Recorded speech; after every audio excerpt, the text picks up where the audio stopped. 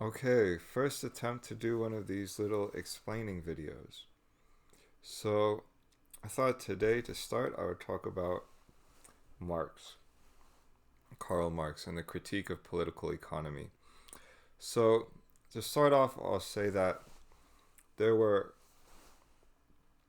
people before Marx and at the same time as Marx and after Marx who have said capitalism is bad or we should redistribute wealth or money is the root of all evil, or socialism is good, or we should help the poor. So that wasn't Marx's contribution. What Marx was trying to do is show what a commodity is. So he starts off the first chapter of the first volume of Capital with a commodity. From his notes, we know that he first tried starting with money. That didn't work, so we tried starting with production, but that didn't work, so we tried starting with all sorts of different things, and they didn't work. Finally, he realized the basis of capitalism is the commodity form. So it's very important to understand here when Marx says commodity, he's not just talking about commodity in the general sense. He's not just talking about things that we have. He means very precisely this object that is produced within this system of capitalist exchange and capitalist production.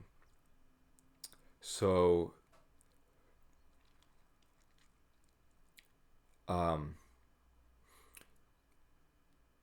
there were many societies before capitalism, many other economic systems which produce commodities, but when Marx talks about the critique of the commodity or the critique of capitalism, it's about capitalism as an economic system whose main unit, whose primary building block is the commodity. So what Marx noticed, what is happening under capitalism, is that on the one side you have capitalists who are individuals with a lot of wealth. Then on the other side you have masses of people who do factory work but have very little wealth. But if he had just stopped there, that would be just a basic critique of inequality. But that's not what he's doing. What he does is to say, okay, first off, in most societies, but especially in capitalism, what people do for their work is the basis of what most of their life revolves around. Then he looks at the capitalists and he says, the nature of being a capitalist, from small business owners up to big industrialists and now financiers, is mostly a solitary individual pursuit. Their economic life does not involve social cooperation. So they have a lot of wealth, but very little social life as part of their economic activity. On the other side, you have all these people who have very little wealth, but their daily economic activity is bringing them into cooperation with other people in the factory, in a restaurant, and so on.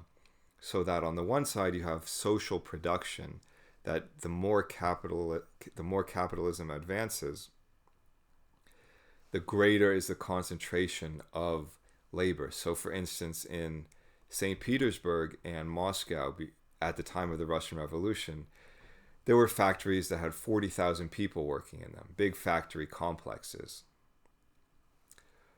So social production on the one hand, individual wealth on the other.